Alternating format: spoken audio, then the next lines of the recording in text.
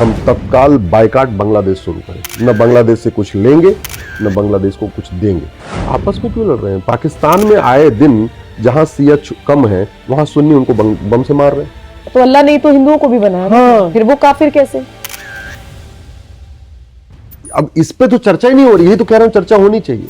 भारत में हम ये कहना शुरू करें कि केवल राम ही पूजा योग्य है तो एफआईआर दर्ज हो जाएगा, बोलेगा ये तो हेट स्पीच दे रहा है। कई बार तो मैं पाखंडी नेताओं को देखता हूं कि जब कहीं मान लो भाषण दे रहे होंगे, जब सुनाई पड़ेगा लाउड स्पीकर से कि तुम्हारे भगवान पूजा योग्य नहीं है तो चुपचाप सुनते हैं, कहते हैं हम सम्मान कर। अरे मैं भी फ्राइडे को जाऊं, अपना रूप बदल लूं, टोपी लगा लूं, वो कर लूं, मुस्लिम दिखूं और जाके मैं नमाज पढ़ूं, नमाज के लिए जाऊं, लेकिन मैं वहां नमाज न पढ़ूं, हनुमान चालीसा पढ़ूं। सब लोग नमाज पढ़ रहे हैं, मैं हनुमान चालीसा पढ़ रहा हूं, तो क्या वो जामा मस्जिद मंदिर हो जाएगा क्या? तो सोनिया गांधी की पूरी सोच भारत विरोधी है, ये मैं पूरी जिम्मेदारी के साथ कहता हूं। सोनिया गांधी का इतिहास, सोनिया गांधी का अब तक का चरित्र, सोनिया गांधी का अब तक का जो व्यवहार है वो ये बताता है कि वो भारत को बर्बाद करना चाहती हैं। भारत को बर्बाद करने के बाद ही भारत छोड़ना चाहती है। नमस्कार, बहुत बहुत स्वागत है आप सभी का। आप देख रहे हैं एनएमएफ न्यूज। आपके साथ मैं हूं नम्रता चौधरी और मेरे साथ मौजूद है इस वक्त सुप्रीम कोर्ट के अधिवक्ता अश्वनी उपाध्याय। स्वागत है सर आपका। धन्यवाद।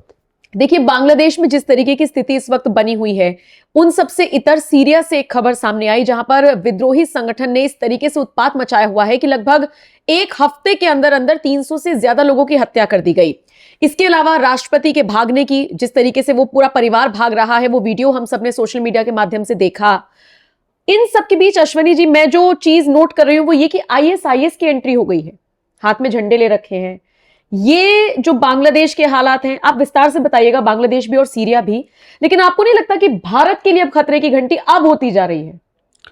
भारत के लिए खतरा बहुत तेजी के साथ बढ़ रहा है और इनफैक्ट खतरा बाउंड्री तक आ चुका है, हमारे दरवाजे तक आ चुका है। बांग्लादेश में जो हो रहा है वो इसलिए मैं कह रहा हूं हमारे दरवाजे आ चुका है क्योंकि बांग्लादेश और भारत की जो बाउंड्री है 4000 किलोमीटर की है।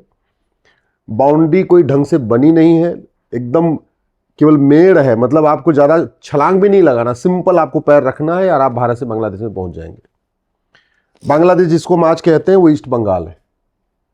ईस्ट बंगाल में हिंदू भी थे, जैसे आपके वेस्ट बंगाल में हिंदू जैन बौद्ध सिख थे, ऐसे ईस्ट बंगाल में हिंदू जैन बौद्ध सिख थे। इनफैक्ट मैं उपाध्याय हूं और जो उपाध्याय चटगांव गए वो चट्टोपाध्याय कहलाते हैं, चटर्जी कहलाते हैं। आज की डेट में वहां बहुत बड़ी हिंसा हो रही है, सबको मारा भगाया जा रहा है। बांग्लादेश में सबसे बड़ी चिंता की बात यह है कि अल्टीमेटली जो जमाती हैं वो लगभग कितने होंगे, 20-25 लाख हैं। बांग्लादेश में 16 करोड़ के आसपास मुस्लिम हैं। लगभग हर गांव में जो रेशियो है वो 80-20 का है या 90-10 का है, ऐसे है इस समय हर गांव में, मतलब 80 घर अगर मुस्लिम है तो 20 घर हिंदू है। कुछ गांव में 90 घर मुस्लिम है तो 10 घर हिंदू है। चिंता इस बात की है कि अगर जब 150 बांग्लादेश जो जमाती के लोग आके उस गांव में हमला करते हैं, हिंदू जैन बौद्ध सिख के घर पे हमला करते हैं, उनकी बेटियों को खींचते हैं, तो वो 80 घर मुस्लिम शांत क्यों बैठे हुए? ये चिंता की बात है। अगर आप टोटल देखिए तो बांग्लादेश में अगर हम ये कहें कि 16 करोड़ मुस्लिम में से 1 करोड़ मुस्लिम मान लीजिए रेडिकल हो चुके हैं, 15 करोड़ मुस्लिम तो शांति वाले हैं, तो वो 15 करोड़ मुस्लिम अपने 1 करोड़ हिंदुओं को क्यों नहीं बचा रहे?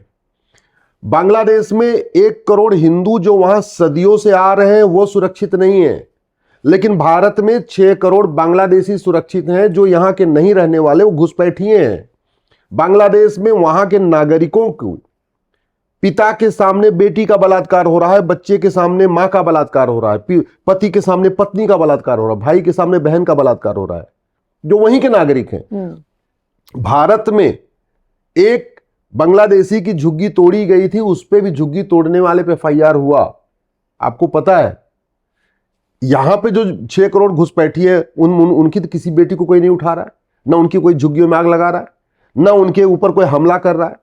कोई जो बांग्लादेशी 6 करोड़ यहां रहते हैं उनमें तो ऐसा नहीं हो रहा है कि हाँ पिता के सामने बेटी का बलात्कार हो रहा है, पति के सामने पत्नी का बलात्कार हो रहा है, बच्चों के सामने मां का बलात्कार हो रहा है। तो इस स्थिति में फिर से कह रहा हूं ये बहुत चिंताजनक है। जो सोच अफगानिस्तान में थी जिसके कारण वहां हिंदू खत्म हो गए, जिस सोच ने 1947 में भारत का विभाजन करवा दिया, जिस सोच ने पाकिस्तान से हिंदुओं को खत्म करा दिया, जिस सोच ने कश्मीर से हिंदुओं को खत्म करा दिया, वही सोच इस समय बांग्लादेश में काम कर रही है, वही जमाती संगठन काम कर रहे हैं। और एक जमाती पाकिस्तान में था, एक जमाती बांग्लादेश में। भारत में तो ऐसे जमातियों की गढ़ है पूरा। दुनिया का सबसे बड़ा जो जमात संगठन है, आप कभी गूगल करिएगा, मैं आपके दर्शकों से कहूंगा एनएमएफ न्यूज के, एक बार आप गूगल करिए the biggest Jamaat of the world, या हिंदी में लिखिए दुनिया की सबसे बड़ी जमात, फिर आपको पता चलेगा उस जमात का मुख्यालय भारत में है और देश की राजधानी दिल्ली में है। तो हम किस खतरे पे, और सबसे बड़ी बात ये, उस जमात को, जो दुनिया की सबसे बड़ी जमात है, उसको कजाकिस्तान ने बैन किया हुआ है, अरब ने बैन किया हुआ है, दुनिया के 9 इस्लामिक देशों ने उस जमात को बैन किया हुआ है, और हमारे यहां उसका मुख्यालय कुछ कर ही नहीं रहे। पूरी दुनिया में रेडिकलाइजेशन फैलाने वाला वो संगठन। और वो संगठन कब बना? जब श्रद्धानंद जी ने यहां घर वापसी शुरू कराई 1919 के आसपास। उसके बाद 1925 में आरएसएस बना। तो उसको काउंटर करने के लिए 1926 में वो संगठन बना था। आज वो इतना बड़ा हो चुका है कि वो दुनिया का सबसे बड़ा संगठन बन चुका है, 150 देशों में काम कर रहा है, 9 इस्लामिक कंट्रीज ने उसको बैन किया हुआ है। इस्लामिक कंट्री परेशान है उस जमाती संगठन से कि ये कहीं हमारे यहाँ रेडिकलाइजेशन न फैला दे, और भारत में हमने उसको खुला छोड़ रखा है। गांव गांव घूम रहा है, शहरों में घूम रहा है, मोहल्लों में घूम रहा है, उसके जगह जगह उसके पूरे मदरसे उसके नेटवर्क में आ चुके हैं। तो हम, इसलिए हम कह रहे हैं हम बहुत बड़े खतरे में हैं। बांग्लादेश की जो खतरा है ही है, लेकिन यहाँ पे भी खतरा है। आज आप देखिए, बांग्लादेश के जो जितने व्यापारी हैं उनको चुन चुन के मारा जा रहा है, उनके शोरूम पे कब्जा किया जा रहा है, उनकी दुकानों पे कब्जा किया जा रहा है, उनके फ्लैट पे कब्जा किया जा रहा है, उनके घर मकान पे कब्जा किया जा रहा है। बांग्लादेश में सबसे खास बात यह कि वो ओबीसी और दलित डोमिनेटेड क्षेत्र है। वहां पिछड़े और दलित बहुत है, 90% है। इसलिए बाबा साहब अंबेडकर ने जो पहला चुनाव लड़ा संविधान सभा वाला, वो वहां से लड़ा था। बाबा साहब अंबेडकर की कर्म भूमि है ईस्ट बंगाल, जो आज बांग्लादेश कहलाता है। वो पहली बार संविधान सभा में वहीं से चुन के आए थे। बाद में वो चला गया पाकिस्तान में, उसको दे दिया गया, चला गया, जो भी उसकी विषय बताई। वहां पे आज भी जो हिंदू हैं 1 करोड़, उसमें से 90 लाख दलित और पिछड़े हैं। और भारत के पाखंडी नेताओं की देखिए, जो पिछड़ों की बात करते हैं, अखिलेश यादव या लालू यादव या तेजस्वी यादव, वो बांग्लादेश के जो 1 करोड़ हिंदुओं में से 90 लाख जो दलित पिछड़े, उनकी बारे में चिंता नहीं कर रहे। दलितों की बात करने वाले खड़गे साहब बांग्लादेश में दलितों की हत्या हो रही उसकी बात नहीं कर रहे। यहां दुनिया भर के अंबेडकरवाद की बात करने वाले, वहां जो अंबेडकरवादी हैं उनकी हत्या हो रही इसकी बात नहीं कर रहे। जो वहां गांधीवादी हैं मारे जा रहे हैं, फिर भी राहुल गांधी मौन है। बांग्लादेश के समाजवादी मारे जा रहे हैं, अखिलेश यादव मौन है। बांग्लादेश के दलित मारे जा रहे हैं, खड़गे मौन है। बांग्लादेश के वामपंथी मारे जा रहे हैं, राजा मौन है और विजयन मौन है, सीपीआई वाले मौन है। तो बांग्लादेश के साथ हम पूरी तरीके से नहीं खड़े हैं, ये भी हमें सोचना पड़ेगा। अगर आज हम बांग्लादेश के 1 करोड़ हिंदुओं के साथ नहीं खड़े हैं तो ठीक है, उनका भविष्य तो समझ में आ रहा है, वो खत्म हो जाएंगे। लेकिन अपना भी दिख रहा है, लेकिन अपना दिख रहा है। और वैसे भी हम 9 राज्यों से खत्म हो चुके हैं। 800 जिलों में से 200 जिलों में खत्म हो चुके हैं। 6000 तहसीलों में से 1500 तहसीलों में खत्म हो चुके हैं। यानी 25% राज्यों से खत्म हुए, 25% जिलों से खत्म हुए, 25% तहसीलों से खत्म हुए, बॉर्डर की 300 तहसीलों से खत्म हो चुके हैं। दुनिया के सबसे बड़े जमाती संगठन का हेडक्वार्टर भारत के दिल्ली में है, पीएफआई है, और भी सीमित, तो चलिए नाम बदल दिया है। ऐसा पहले एक बाबर था, आज की डेट में हर जिले में बाबर पैदा हो चुका है। पहले एक औरंगजेब था, अभी हर जिले में एक औरंगजेब पैदा हो चुका है। पहले मुश्किल से 1000 मदरसे थे, अभी लगभग 5 लाख मदरसे भारत में चल रहे।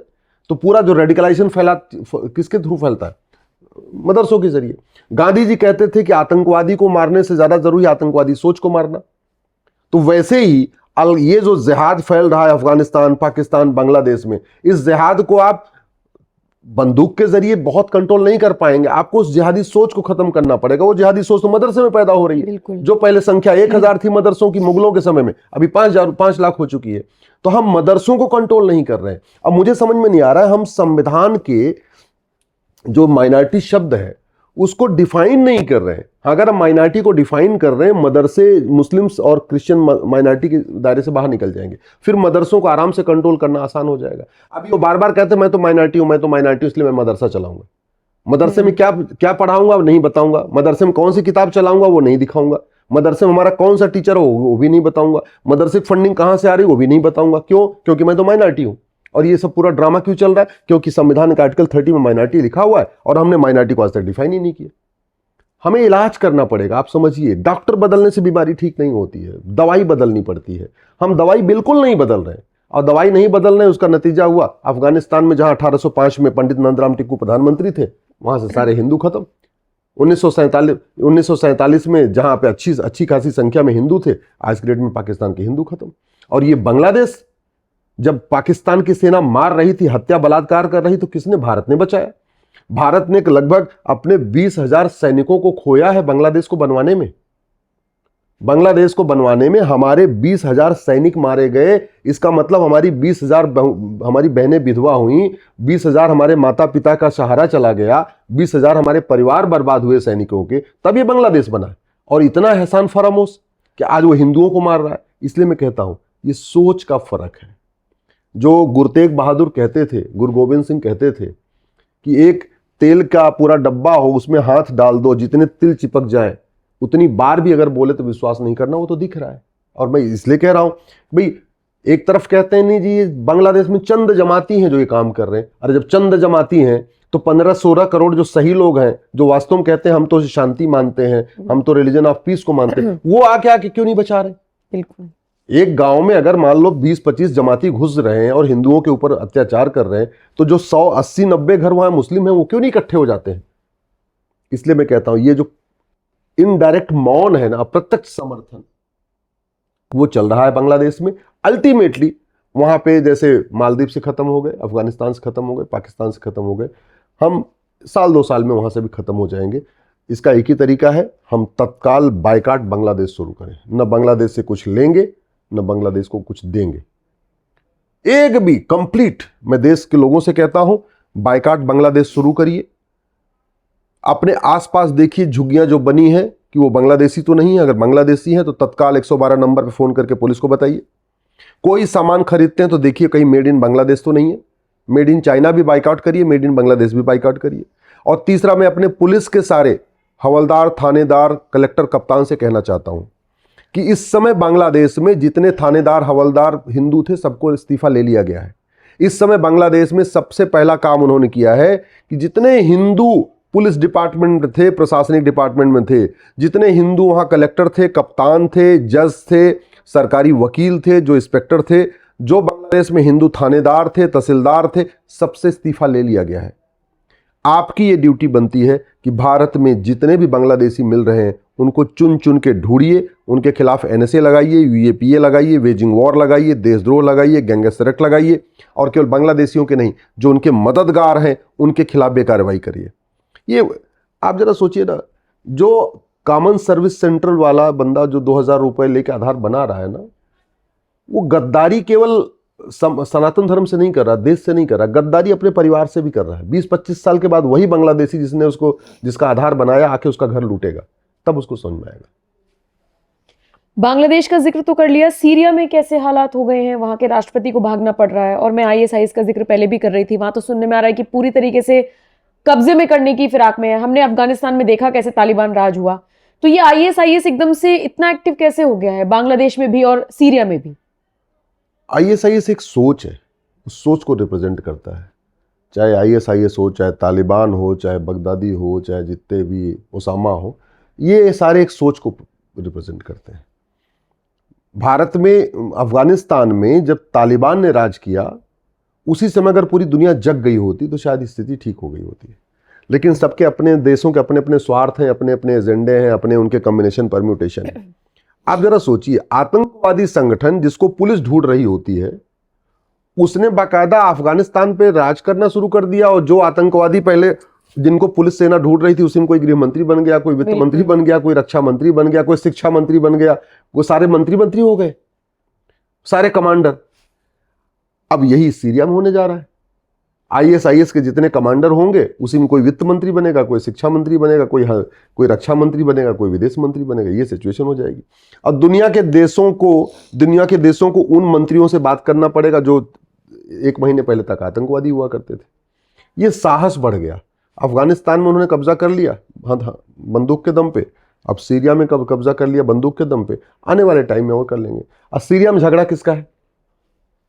जब भारत में कोई बात होती कहते हैं हिंदू मुस्लिम मत करो, बांग्लादेश में बात करें हिंदू मुस्लिम मत करो। सीरिया में किसका झगड़ा है? सिया सुन्नी का।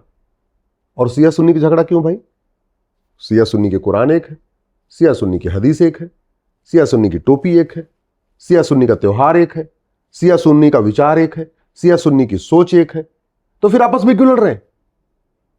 कई लोग कहते हैं नहीं मजहब नहीं सिखाता आपस में बैर रखना, तो मैं यही तो कह रहा हूं, चलो आपस में बैर रखना समझ में नहीं आता भाई, ठीक है हिंदुओं से बैर हो गई, आपस में क्यों लड़ रहे हैं? पाकिस्तान में आए दिन जहां सिया कम है वहां सुन्नी उनको बम से मार रहे हैं, और ईरान इराक में जहां सिया ज्यादा है वो सुन्नी को मार रहे हैं।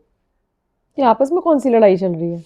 मतलब उनको लगता है कि उस पहले क्या दूसरों से लड़ना है, जब दूसरे खत्म हो जाए तो आपस में लड़ना है। पहले कहते हैं दूसरे काफिर, हिंदू काफिर, जैन काफिर, बौद्ध काफिर, सिख काफिर, ठीक है, यहूदी काफिर, ईसाई काफिर, ये काफिर। जब वो सारे काफिर खत्म हो जाते हैं तो फिर आपस में कहते हैं, जहां जो मेजॉरिटी में होता है, जहां सिया मेजॉरिटी में होता है कहता है सुन्नी काफिर है, जहां सुन्नी मेजॉरिटी में होता है कहता है सिया काफिर है, और फिर एक दूसरे के ऊपर काटना शुरू कर देते हैं। वहां तो यही चल रहा है, ईरान में यही चल रहा है, इराक में यही चल रहा है, सीरिया में यही चल रहा है, लेबनान में यही चल रहा है, सोमालिया में यही चल रहा है।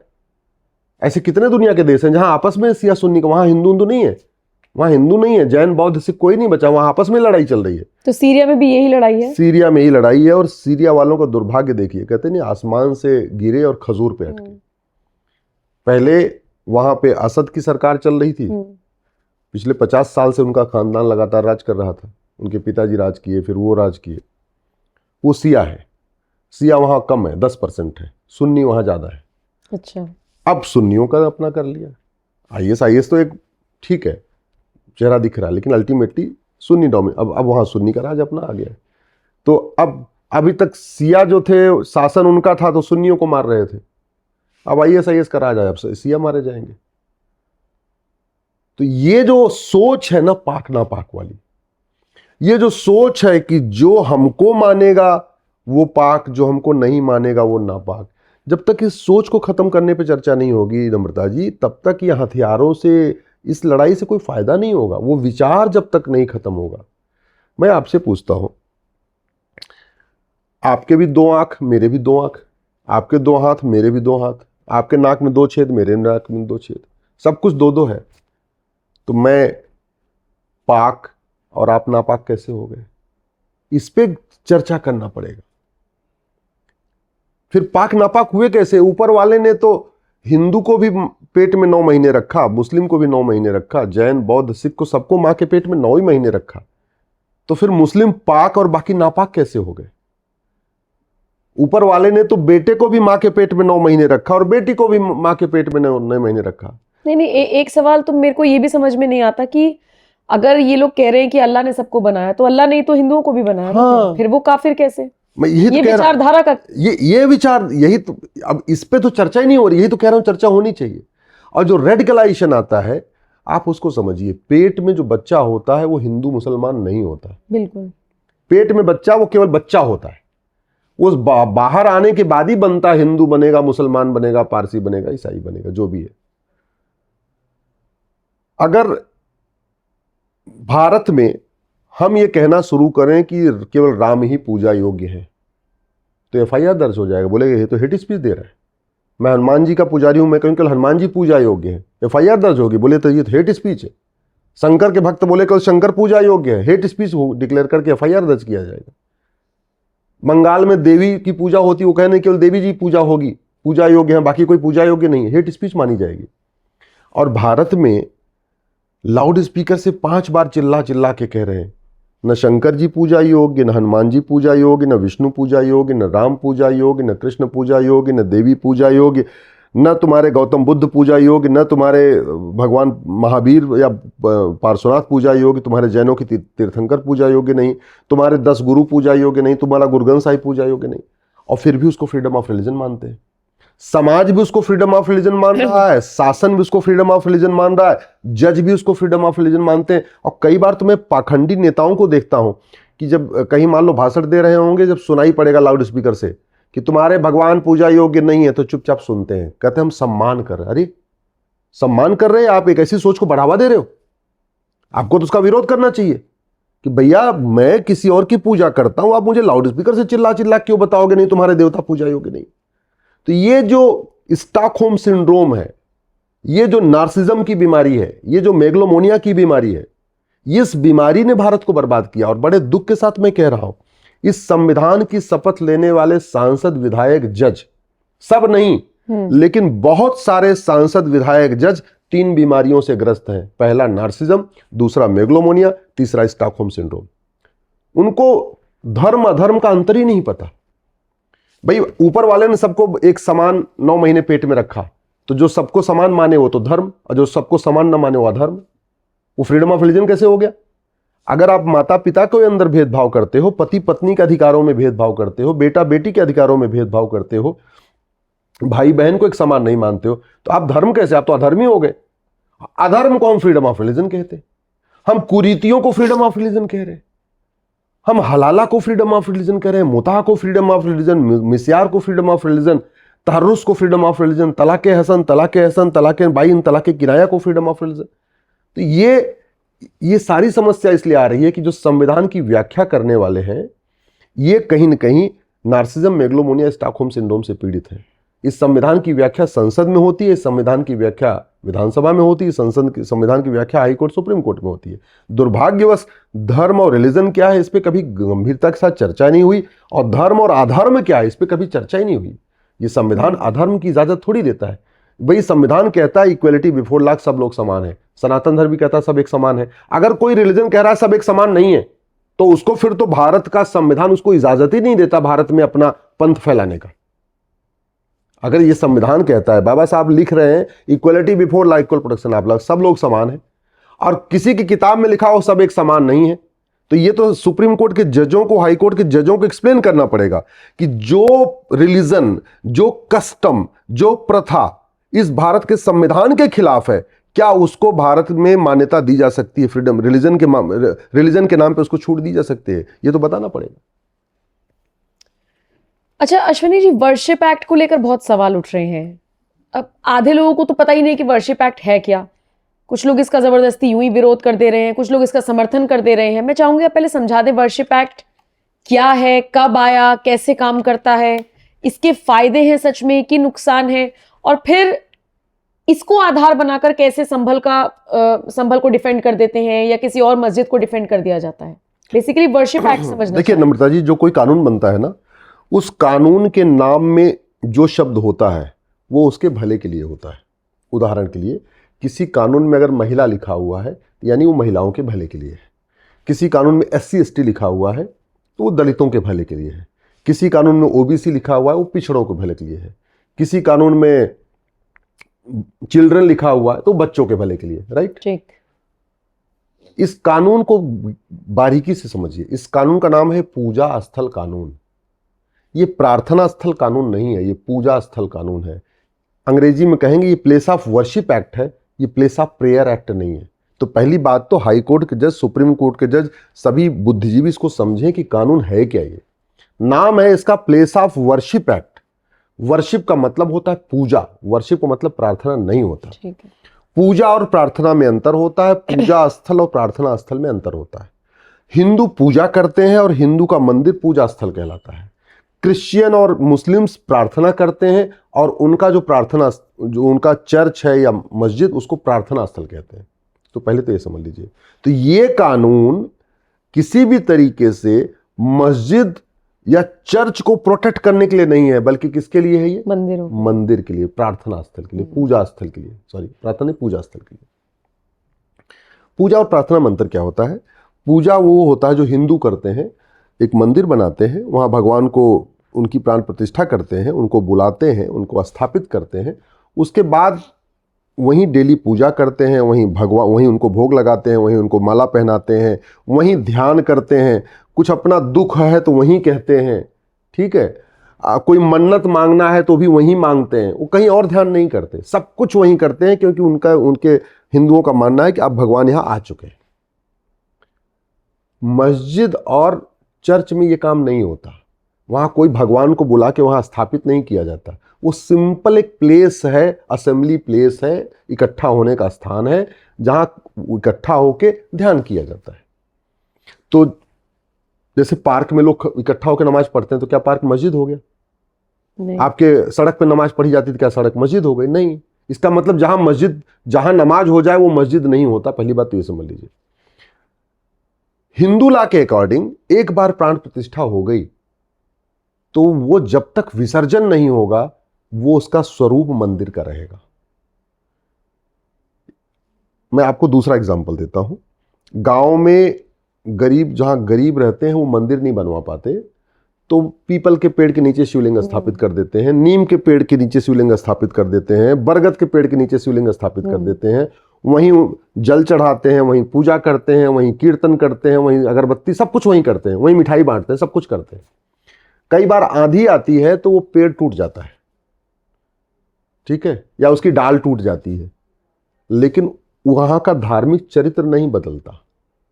वहां का शिवलिंग वैसे ही पवित्र रहता है, वो पेड़ रहे तो भी और पेड़ टूट जाए तो भी। ऐसे ही किसी मंदिर में एक बार प्राण प्रतिष्ठा हो गई, कोई आके उसका गुंबद बदल दे, गुंबद तोड़ दे, तो वहां की धार्मिक पवित्रता खत्म नहीं होती, वो धार्मिक पवित्रता बनी रहती है।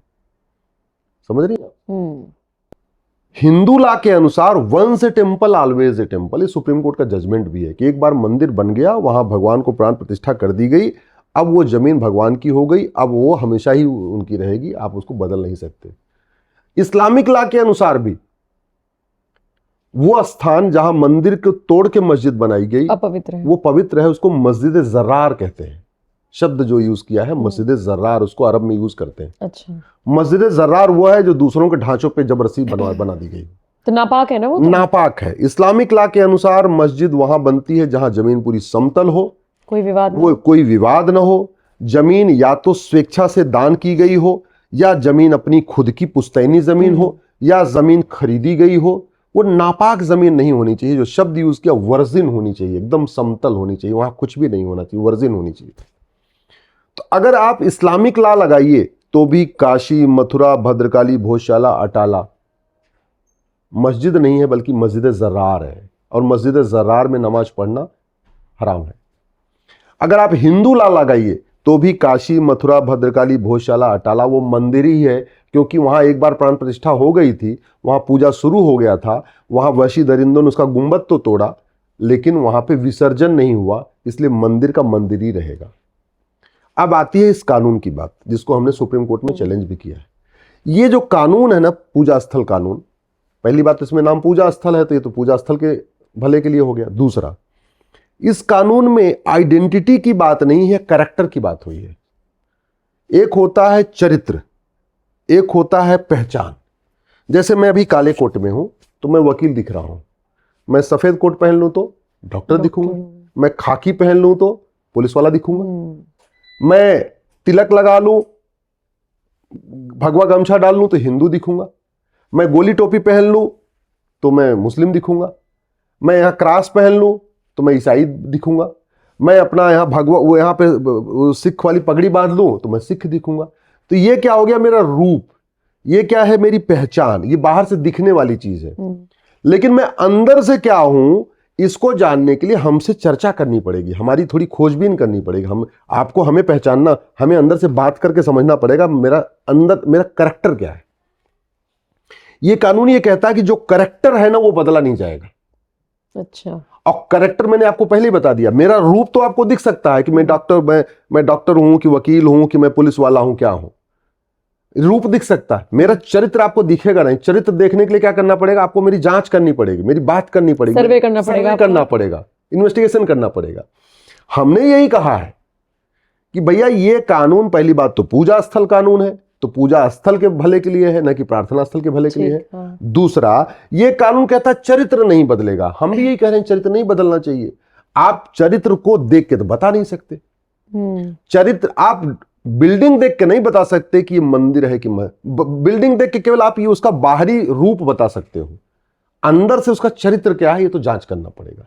और जांच करने के लिए आज की डेट बहुत अच्छी टेक्नोलॉजी, राडार टेक्नोलॉजी है, जीपीएस टेक्नोलॉजी है, आपकी कार्बन डेटिंग टेक्नोलॉजी है, कि आप केवल बिना किसी खुदाई के केवल आप वहां लेजर बीम किरणें डाल के ये देख सकते हो कि इसकी फाउंडेशन कब बनी, इसकी दीवार कब बनी, इसकी गुंबद कब बनी। हमारा ये कहना है कि एक बार सर्वे कर लो। सर्वे में अगर ये सिद्ध हो जाए कि ये जो नींव थी, ये जब बनी, ऊपर का गुंबद उससे 50 साल के बाद बना या 100 साल के बाद बना या 200 साल के बाद, तो सिद्ध हो गया कि तो मंदिर तोड़ के बनाया गया, गुंबद बदला गया। दूसरा, मान लीजिए कहीं मस्जिद में सब लोग नमाज पढ़ रहे हैं, ठीक है, जामा मस्जिद में नमाज होती है फ्राइडे को, डेली होती है, मैं भी फ्राइडे को जाऊं, अपना रूप बदल लूं, टोपी लगा लूं, वो कर लूं, मुस्लिम दिखूं और जाके मैं नमाज पढ़ूं, नमाज के लिए जाऊं, लेकिन मैं वहां नमाज न पढ़ूं, मैं वहां पे दुर्गा सप्तशती ध्यान करूं, मैं वहां हनुमान चालीसा पढ़ूं। भाई मन में तो पढ़ना है, तो मन में हनुमान चालीसा पढ़ रहा हूं, सब लोग नमाज पढ़ रहे हैं, मैं हनुमान चालीसा पढ़ रहा हूं, तो क्या वो जामा मस्जिद मंदिर हो जाएगा क्या? नहीं। तो मेरे हनुमान चालीसा पढ़ने से वो जामा मस्जिद मंदिर नहीं हो जाएगी, तो हमारे मंदिर में किसी के नमाज पढ़ने से हमारा मंदिर मस्जिद कैसे हो गया? मेरा मानना है इस वीडियो को अधिक से अधिक शेयर करिएगा। पूजा स्थल कानून पे बहुत भ्रांतियां हैं, बहुत लोग कंफ्यूज हैं, इस विवाद के बारे में समझ ही नहीं रहे, इसलिए ये इंपॉर्टेंट वीडियो अपने सारे ग्रुप में डालिए, अपने फेसबुक पे डालिए, अपने ट्विटर पे डालिए, अपने इंस्टाग्राम पे डालिए, हर जगह इसको डालिए। पूजा स्थल कानून पे सुनवाई होनी है। अब कुछ लोग पूछते हैं कि जब ये कानून आपके पक्ष में तो आपने चैलेंज क्यों कर दिया? ये भी बात सही, ये भी बात आपने पूछा नहीं, मैं आपसे पूछ ले रहा हूं। कुछ लोग कह रहे हैं कि जब ये पूरा कानून आपके ही पक्ष में है तो आपने चैलेंज क्यों किया? देखिए 2020 तक किसी भी मंदिर का विवाद, ये मामला चल नहीं रहा था कोर्ट में, जज बड़े कंफ्यूज थे, डिस्ट्रिक्ट कोर्ट के जज, एक्चुअली मुकदमा डिस्ट्रिक्ट कोर्ट से शुरू होता है, तो जज सारे बड़े कंफ्यूज थे कि वो उनको समझ में नहीं आ रहा करें क्या। इस कानून में वो क्या कर रहे थे कि जो कैरेक्टर शब्द है उसको आइडेंटिटी सोच रहे थे, वो रूप सोच रहे थे, लेकिन बात इसमें स्वरूप की है। वो पहचान सोच रहे थे, बात इसमें अंदर के चरित्र की है। हमने इसको इसलिए चैलेंज किया दिया कि ये कह रहा था कि कोई कोर्ट में जाएगा ही नहीं, और जो जाएगा तो जज उसका मुकदमा सुनेंगे नहीं, तो ये कानून कोर्ट का दरवाजा बंद कर रहा था, इसलिए हमने इसको सुप्रीम कोर्ट में चैलेंज किया। डेमोक्रेटिक कंट्री में जहां रूल ऑफ लॉ होता है, जहां संविधान होता है, वहां किसी भी विवाद का समाधान दो तरीके से होता है, आपसी बातचीत से होता है या तो कोर्ट के जरिए होता है। आपसी बातचीत से अयोध्या का डिसाइड ही नहीं हुआ, तो काशी, मथुरा, भद्रकाली, भोजशाला, अटाला और ये संभल कैसे डिसाइड हो जाएगा? तो आपसी विवाद तो फेल हो गया। अब दूसरा रास्ता बचा कोर्ट। वो जो 1991 का प्लेस ऑफ वर्शिप एक्ट है, पूजा स्थल कानून, वो क्या कर रहा था? कोर्ट का दरवाजा बंद कर रहा था, इसलिए हमने उसको कोर्ट में, सुप्रीम कोर्ट में चैलेंज किया। लेकिन जब ज्ञानवापी वाले मामले में ये लोग आए वहां पे ये कहने कि इस कानून को, ये जितनी सर्वे हो रहा है स्टे कर दिया जाए, तो उस समय हम लोगों ने यही दलील दिया था जस्टिस चंचूड़ साहब के सामने कि साहब ये मामला, ये आइडेंटिटी का मामला नहीं है, ये रूप का मामला नहीं है, स्वरूप का मामला है, ये पहचान का मामला नहीं, चरित्र का मामला, और चरित्र बिना सर्वे किए हो ही नहीं सकता। मैंने आपको एग्जांपल दे दिया। अभी आप ऐसे बैठी हैं, मैं आपको जानता हूं तो ठीक है भैया, आप मेरे को एंकर, मैं आपको एंकर जानता हूं। आप चली जाओ किसी मेडिकल कॉलेज में सफेद वाला कपड़ा पहन के, लोग आपको डॉक्टर समझ लेंगे। आप कहीं और किसी उसमें चले जाओ, बुर्का पहन लो, तो लोग सोचेंगे आप तो मुस्लिम हो, लेकिन आप चौधरी हो। तो ये रूप की बात नहीं है, ये स्वरूप की बात है, ये चरित्र की बात है। तो हमने इसलिए कोर्ट में चैलेंज किया, चूंकि कोर्ट का दरवाजा बंद कर रहा है, और लोकतांत्रिक देश में अगर कोर्ट बंद हो जाएगी तो विवाद का समाधान फिर वहां भीड़तंत्र हो जाएगा, फिर लोग लाठी लेकर खड़े हो जाएंगे। नहीं तो अगर आपने इसको चैलेंज किया और ये खत्म हो जाता है तो नुकसान होंगे कि फायदा होगा? नहीं, ये कानून, पहली बात तो मैं दो बता दूं, इस कानून के रहने से सर्वे पे कोई रोक नहीं है, लेकिन इस कानून के रहने से केवल कंफ्यूजन ज्यादा हो रहा है। लोग जबरदस्ती इसको अपने फायदे में बता रहे हैं। ये पूजा स्थल कानून है, प्रार्थना स्थल कानून नहीं है। पूजा स्थल मंदिर को कहते हैं, पहली बात तो आप इसको समझिए। लेकिन इसको ओवैसी एंड कंपनी, सेकुलर दल इसको अपने पक्ष में भुना रहे हैं। हमने इसलिए इसकी वैलिडिटी को चैलेंज किया कि ये कानून खत्म हो जाना चाहिए और सबको कोर्ट में जाने का अधिकार मिलना चाहिए और कोर्ट के थ्रू प्रक्रिया आगे बढ़नी चाहिए। तो अगर ये खत्म हो जाता है तो फिर किसके आधार पर मुकदमा होगा? फिर तो मुकदमा चलता ही रहेगा, कोई आधार नहीं रह जाएगा, उनके पास कोई आधार। हमारे पास तो आज भी मुकदमा चलाने का आधार है, और देखिए हर जगह चल भी रहा है, सर्वे चल भी रहा है। उनके पास जो जनता को गुमराह कर रहे हैं ना, उसका आधार ये है, उसका आधार, और उसकी सच्चाई आपने बता दी। उसकी सच्चाई मैंने आपको बता दिया। ठीक है। जो दिल्ली दंगा हुआ उसके पीछे कहीं न कहीं सोनिया गांधी जी का वो भाषण है जो उन्होंने रामलीला मैदान में दिया था सीए कानून के खिलाफ, पूरे देश में उन्होंने उबाल दिया। और अभी भी सोनिया गांधी का एक दूसरा इतिहास आपको बताता हूं। बटला हाउस में इनकाउंटर हुआ, आतंकवादी मारे गए, इंस्पेक्टर मोहन चंद शर्मा मारे गए। इंस्पेक्टर मोहन चंद शर्मा के लिए उन्होंने 2 शब्द नहीं कहा, लेकिन जो बटला हाउस में आतंकवादी मारे गए उसके लिए वो रात भर रोई। ऐसा उनके खुद के भूतपूर्व विदेश मंत्री सलमान खुर्शीद साहब ने आके बाकायदा मीडिया को बताया, और सोनिया गांधी ने उसका खंडन भी नहीं किया, नहीं ये तो झूठ बोल रहे हैं, सलमान खुर्शीद झूठ बोल रहे हैं। इसका मतलब रोई थी तभी तो खंडन नहीं किया। आज तक सोनिया गांधी ने कभी माओवाद खत्म होना चाहिए इसके बारे में संसद में कभी बोला हो, जबकि कई बार वो लगातार संसद में रह चुकी हैं। आप मुझे सोनिया गांधी के एक भाषण बताइए जो माओवादियों के खिलाफ हो, सोनिया गांधी के एक भाषण बताइए जो नक्सलियों के खिलाफ हो, सोनिया गांधी के एक भाषण बताइए जो अलगाववादियों के खिलाफ हो, सोनिया गांधी के एक भाषण बताइए जो जिहादियों के खिलाफ हो, सोनिया गांधी का एक भाषण बताइए जो घुसपैठियों के खिलाफ हो, सोनिया गांधी के एक भाषण बताइए जो ड्रग स्मगलर के खिलाफ हो, सोनिया गांधी का एक भाषण बताइए जो लब जिहाद के खिलाफ हो, सोनिया गांधी का एक भाषण बताइए जो मजहब के आधार पर नियम कानून बने उसके खिलाफ हो, सोनिया गांधी की एक भाषण आप बताइए कि जो मजहब के आधार पर यहाँ बोर्ड ट्रिब्यूनल चल रहे हैं उसके खिलाफ हो, सोनिया गांधी की एक भाषण बताइए जो यूनिफॉर्म सिविल कोड के पक्ष में हो, सोनिया गांधी के एक भाषण बताइए जिसमें उन्होंने कहा हो कि हाँ सबको समान अवसर मिलना चाहिए, सब लोग एक समान है।